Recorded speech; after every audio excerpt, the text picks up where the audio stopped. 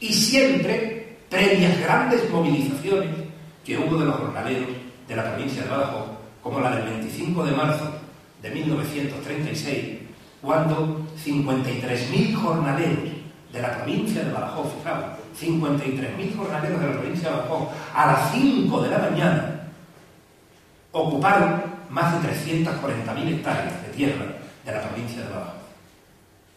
Un acontecimiento histórico único, del que incluso se hizo eco la prensa internacional.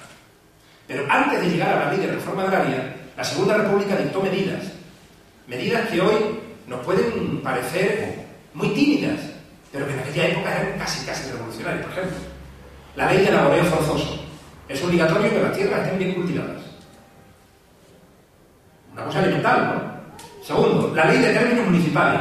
Antes que contratar a un jornalero de otro término, se contrata a los jornaleros de aquí. Por ejemplo, la creación de los jurados mixtos, en el que hubiera jurados para resolver los litigios y problemas entre trabajadores y patronos, en los que hubiera representación de los sindicatos. Estas fueron las medidas de la República. Este fue el intento que la República hizo de hacer una reforma agraria.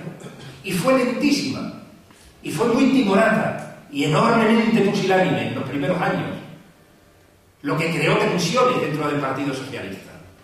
Y hubo una rama del Partido Socialista que se radicalizó, que se hizo más revolucionaria, la de Largo Caballero, Zabalza, Araquistáin, y hubo una rama socialista que se hizo más, por decirlo así, derechista, encabezada por Julián Besteiro. Fijaros si fue la República débil en el tema de la reforma agraria, que el Instituto de Reforma Agraria que se creó nació con un presupuesto de 50 millones de pesetas, y la Guardia Civil, que era la que reprimía en el campo, tenía un presupuesto de 100 millones de pesetas. Por tanto, el tópico que quiero yo desmontar hoy, que los historiadores han desmontado, ha salido un libro hace unos días de colectivo de varios historiadores que lo he traído y que os lo recomiendo, de Ángel Viña, de Julio Aróstegui, que ha muerto hace unos días, de Francisco Sánchez Pérez, en el que habla precisamente de esto, de los mitos del 18 de julio. El primer mito que tenemos que quitar es este: la República no fue revolucionaria.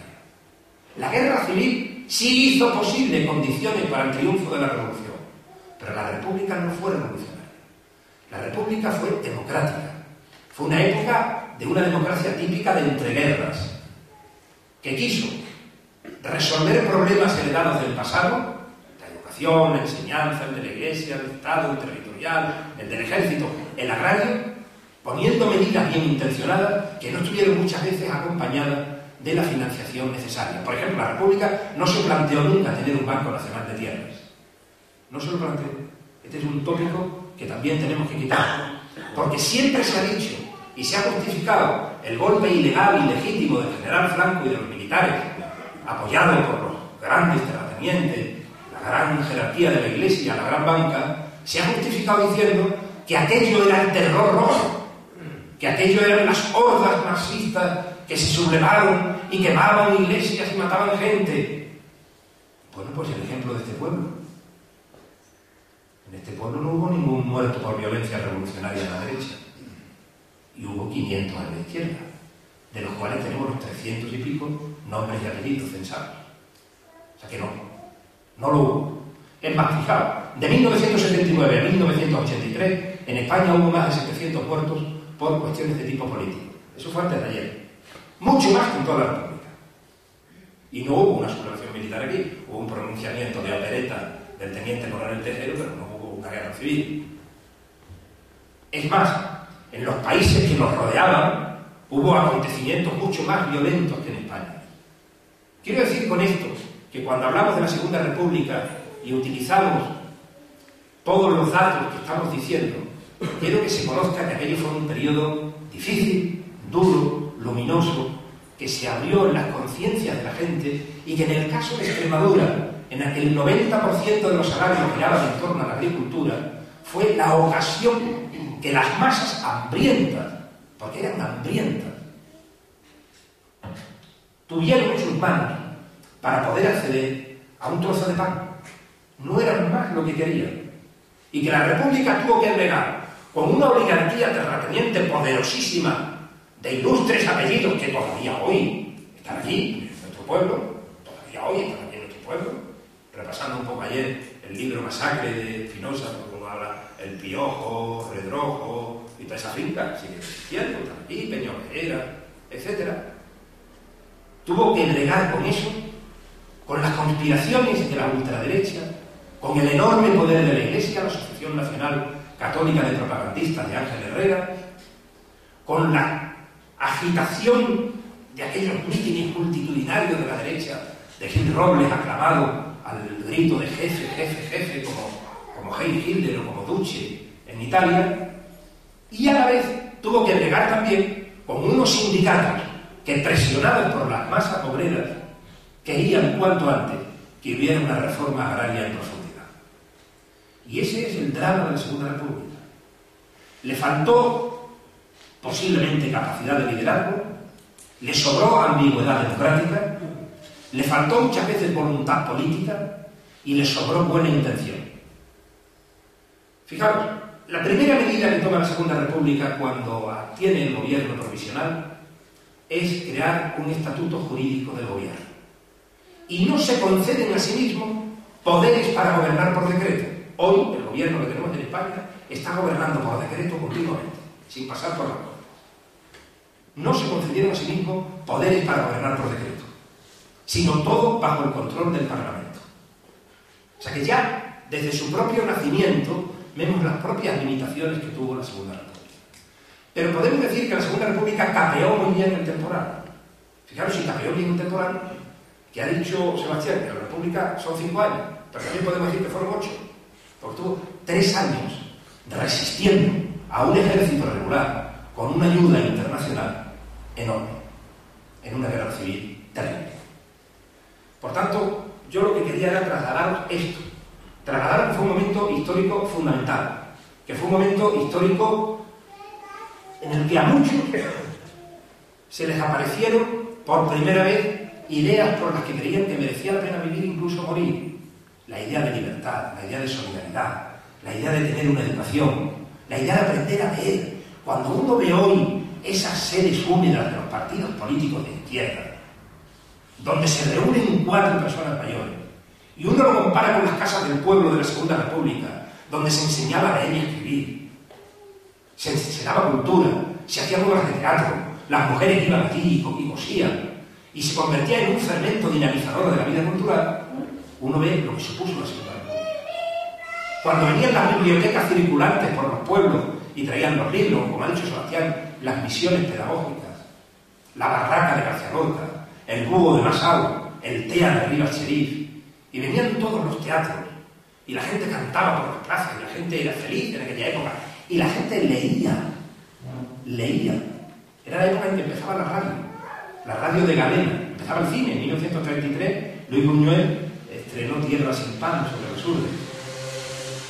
Aquella generación de intelectuales bien intencionados que quisieron tirar adelante con un país.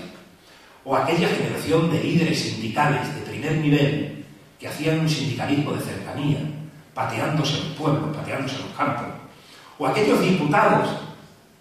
Entonces no había desafección hacia lo que se llama la clase política como hoy. Como Margarita Nelken, diputada socialista por la provincia de Badajoz, que se pateaba los campos hablando con los jornaleros, entrando en las casas hablando con la gente. Fue un periodo auténticamente luminoso, era una cita para las generaciones futuras. Los gobernantes republicanos sabían que lo que ellos hicieran, o de lo que ellos hicieran, dependía el futuro de generaciones.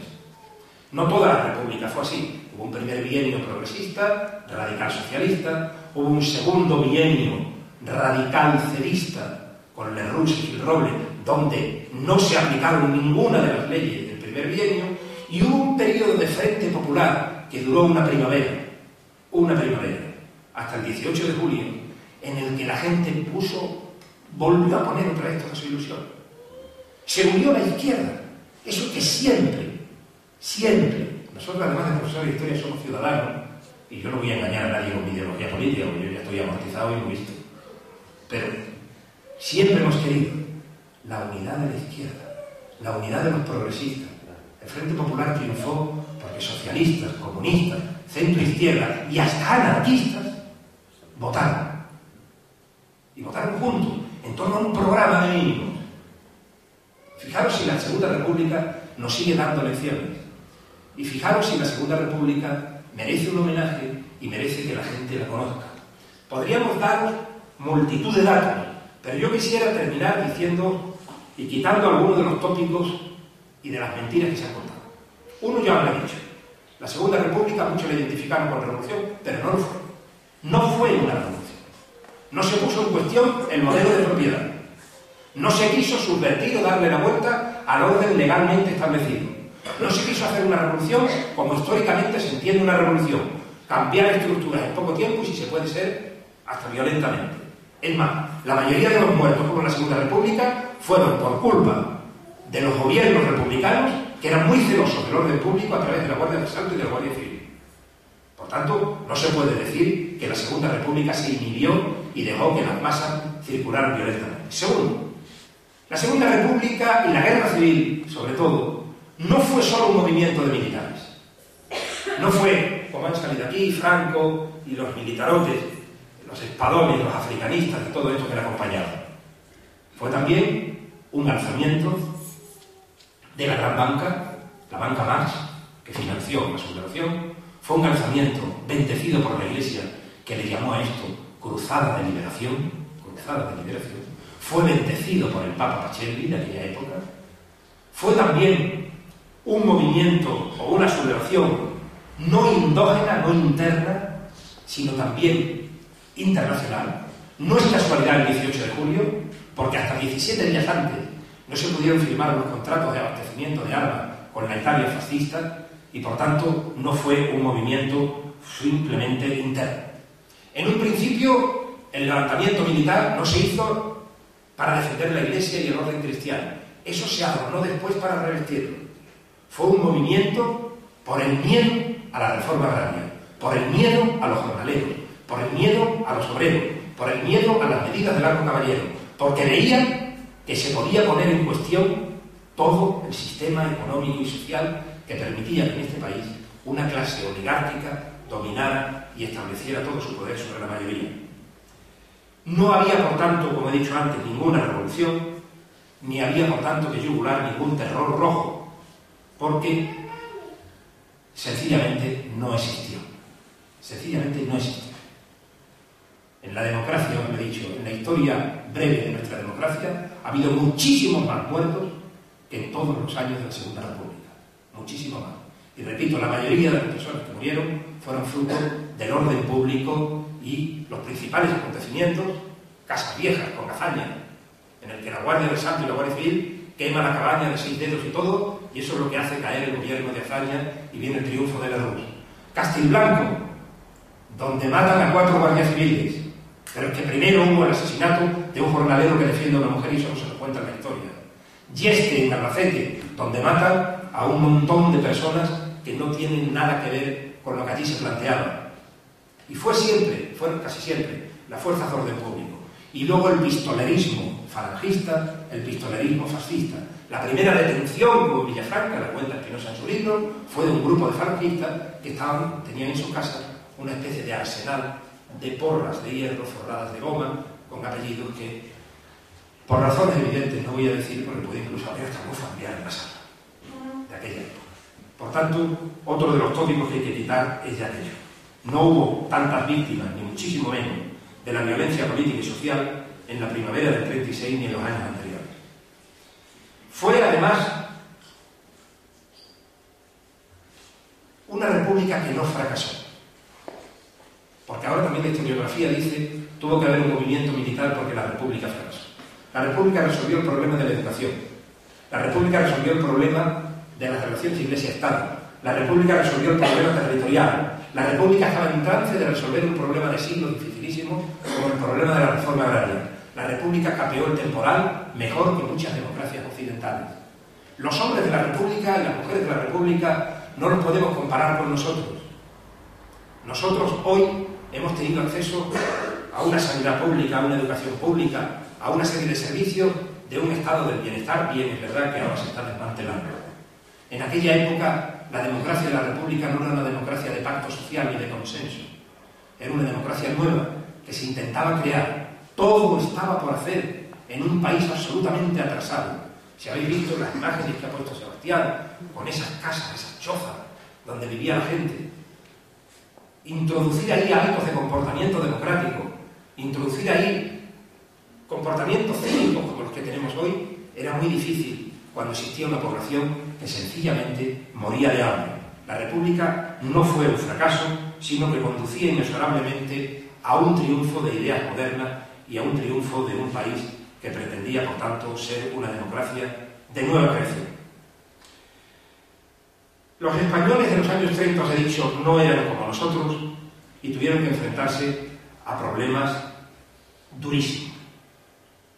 Pero la República fue un régimen democrático muy avanzado para la época, que pretendió, en un periodo entre dos guerras mundiales, rodeado de regímenes fascistas, sin recursos económicos, sufriendo las consecuencias de una crisis de Gran Depresión, alumbrar un nuevo sistema político.